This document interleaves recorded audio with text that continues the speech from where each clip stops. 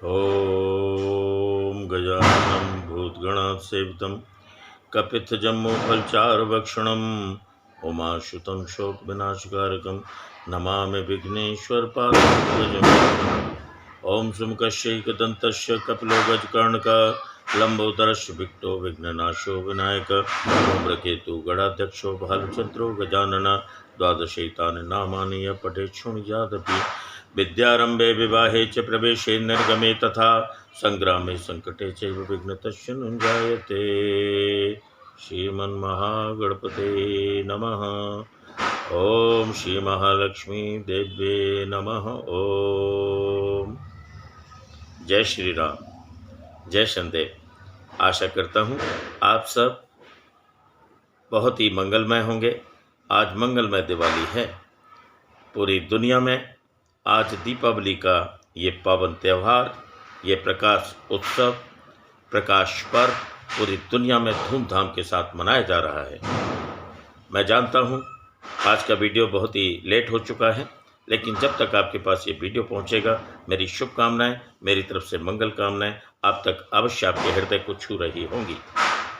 आप सभी भक्त उस महालक्ष्मी को मनाने में लगे हैं, वो विष्णु भगवान की पटरानी को मनाने में लगे हैं।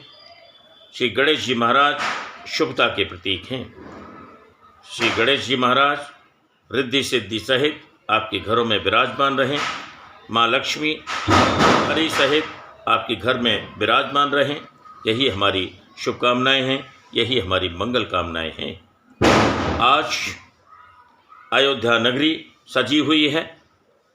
वो भगवान श्री राम की नगरी, वो पवित्र नगरी आज पूरे हर्षोल्लास के साथ इस प्रकाश पर्व को मना रही है और बहुत ही विशेष अंदाज में मना रही है। भगवान श्री राम का जन्म अयोध्या नगरी में हुआ। त्रेता युग में आप सभी परिचित हैं। 14 वर्ष का वनवास काटने के बाद जब श्री राम अयोध्या नगरी में प्रवेश किया तो अयोध्या नगरी के हर दरवाजे पर स्वास्तिक बने हुए थे, मंगल चिन्ह बने हुए थे। पूरे शहर को, पूरे नगर को सजाया गया था। उनके अयोध्या आगमन की खुशी में कोई घर ऐसा बाकी नहीं था। और अयोध्या नगरी ही नहीं, पूरा आर्यावर्त, पूरा भारतवर्ष राम के आगमन की खुशी में झूम उठा था। घर घर में बंधन बार सजाए गए थे, रोशनी की गई थी। भगवान श्री राम के आगमन के लिए जैसे लगता था पूरा जन जन व्याकुल है। और वो घड़ी आई। आज दीपावली के दिन माँ सीता सहित, भाई लक्ष्मण सहित भगवान श्री राम अयोध्या नगरी में पधारे।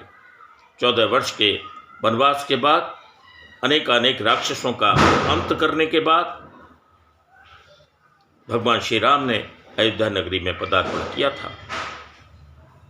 आप और हम सब भगवान श्री राम के उन पद चिन्हों पर राजकाज संभालने के बाद भगवान श्री राम ने मर्यादा पुरुषोत्तम राम इसीलिए कहा गया है कि उन्होंने कभी मर्यादा का उल्लंघन नहीं किया। उन्होंने अपने धैर्य को नहीं छोड़ा। मैं एक बात इस वीडियो के माध्यम से कहना चाहूँगा। राजा जनक की सुपुत्री माँ सीता, राजा जनक जो विदेह थे, देह होते हुए भी, शरीर के होते हुए भी ब्रह्मलीन हो जाया करते थे। उनके दरबार में विद्वानों की कमी नहीं थी। अष्टावक्र जैसे विद्वान भी राजा जनक के दरबार की शोभा बढ़ाते थे। आज 21वीं सदी के भारत में भी सत्य की राह त्रेता युग से चलती आई है और उस मर्यादा का पालन मर्यादा पुरुषोत्तम राम के चरण कमलों पर, उनके चरण चिन्हों पर, उनके संस्कारों पर हम सब अपने पुत्र और पुत्री को मिलाना चाहते हैं। मैं भगवान श्री राम से, माँ सीता से ये निवेदन करना चाहूँगा, ये प्रार्थना करूँगा कि आप सबके घर में सुख शांति प्रदान करें और सभी लोग मर्यादित रहें, सभी लोग सुसंस्कारवान बने। राम राज बैठे राम राज की कल्पना से हम सब आविर्भूत होते हैं। एक ऐसा समाज बने, भगवान श्री राम के पद चिन्हों पर चल करके हम अपने जीवन को ऐसा बनाएं कि हमारे जीवन की जो कहानी है वो यश पताका बन करके इस संसार को चमकाती रहे। हम अपने कर्तव्यों से, अपने धर्म से, अपने संस्कारों से इस धरा को हमेशा सुशोभित करते रहें। भगवान श्री राम जो बहुत दयालु हैं, भगवान श्री राम के चरण कमलों की हम वंदना करते हैं, माँ सीता के चरण कमलों की हम वंदना करते हैं, और साथ ही हनुमान जी महाराज आहा जो अयोध्या तक उनके साथ आए, जो प्रमुख बानर दल थे, बानर नायक थे, सभी लोग साथ आए। हनुमान जी चारों युगों में चिरंजीवी हैं। हम अंजनी पुत्र श्री राम भक्त पवन सुत हनुमान जी से ये प्रार्थना करते हैं कि वह आप सब लोगों की रक्षा करें। निश्चित रूप से चिरंजीवी हनुमान, मन से प्रार्थना करिए, आपके रोम रोम पुलकित उठेगा, आपका कार्य अवश्य बनेगा ही बनेगा।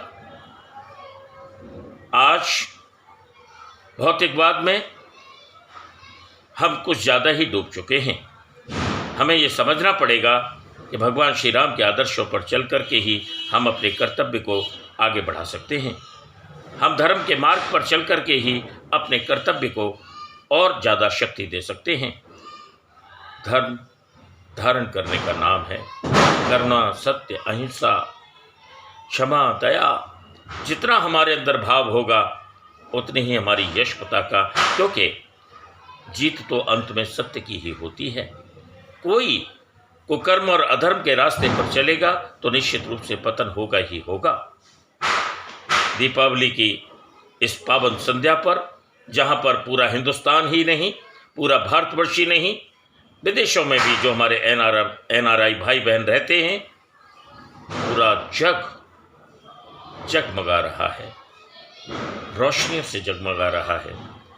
इस वैज्ञानिक युग में नए नए प्रकार की रोशनी आ गई है, इलेक्ट्रिकल लाइटें आ गई हैं, लेकिन मैं एक निवेदन करना चाहूँगा, आप घर में घी का दीपक अवश्य जलाएं, सरसों के तेल का दीपक अवश्य जलाएं, तिल के तेल का दीपक अवश्य जलाएं। नकारात्मकता, क्योंकि संसार है तो संसार में नकारात्मकता है तो सकारात्मकता भी कहीं न कहीं मौजूद है। अर्थात जहाँ देवी देवता हैं, जहाँ हमारे ब्रह्मा विष्णु महेश हैं, पौराणिक काल से ही राक्षस भी हैं, सुर हैं तो असुर भी हैं। अर्थात जहाँ देवता हैं वहाँ पर राक्षसी शक्तियाँ भी मौजूद होती हैं, नकारात्मक शक्तियाँ भी मौजूद होती हैं। आप चाहे कितनी भी इलेक्ट्रिकल लाइट लगा लें, लेकिन मेरा निवेदन ये है कि आप सरसों के तेल का, देसी घी का या तिल के तेल का दीपक आज अपनी पौड़ियों पर, अपनी सीढ़ियों पर, अपनी छतों पर, अपने जहाँ जहाँ आपका परिवेश है वहाँ पर अवश्य लगाएं। इससे आपके घर से नकारात्मक शक्तियाँ गायब हो जाएंगी। आज का दिन बहुत ही पावन दिन है। आज खील बतासे मिठाइयों का दिन है, माँ लक्ष्मी को की आराधना का दिन है, और विष्णु भगवान तो साथ में रहते हैं। आप सभी भक्तों पर माँ लक्ष्मी अति विशिष्ट कृपा करे। और मैं ये निवेदन करना चाहूँगा कि आप शयन करने से पूर्व, वैसे तो सोना नहीं चाहिए, माँ लक्ष्मी की आराधना करनी चाहिए। मैं फिर भी एक सूत्र आपको बताता हूँ। ओम श्री महालक्ष्मी देव्ये नमः। ओम बाद में लगाइएगा। ओम श्री महालक्ष्मी देव्ये नमः। ओम। इस मानसिक जाप जरूर करें।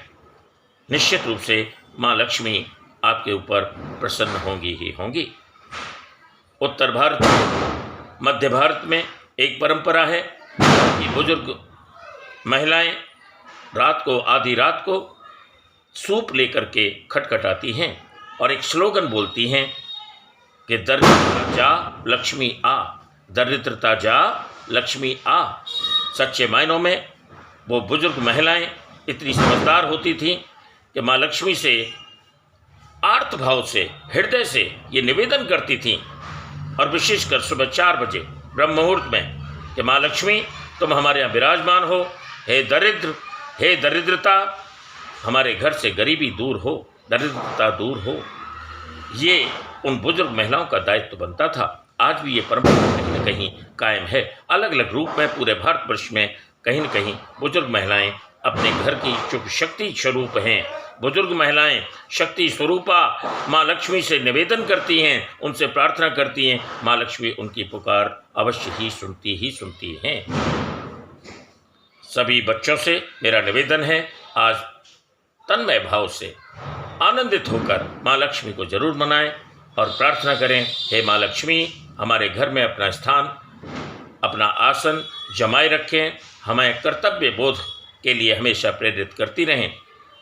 हे विष्णु भगवान, हमारा पालन पोषण अच्छी तरह होता रहे, क्योंकि धन आने पर मद न आए, ऐसा हो नहीं सकता। भगवान गणेश जी महाराज से हम निवेदन करें, उनसे प्रार्थना करें, हे प्रभु, हम जो कुछ कमाते हैं, हमारे घर में जो कुछ है वो शुभता का प्रतीक बने। हे रिद्धि सिद्धि हमेशा हमारे घर में विराजमान रहें।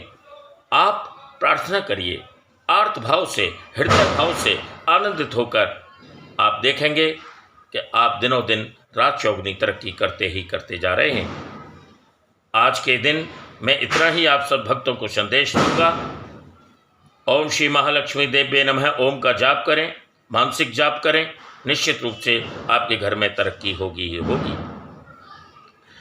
आपको एक बात बताता हूं, इस कलिकाल में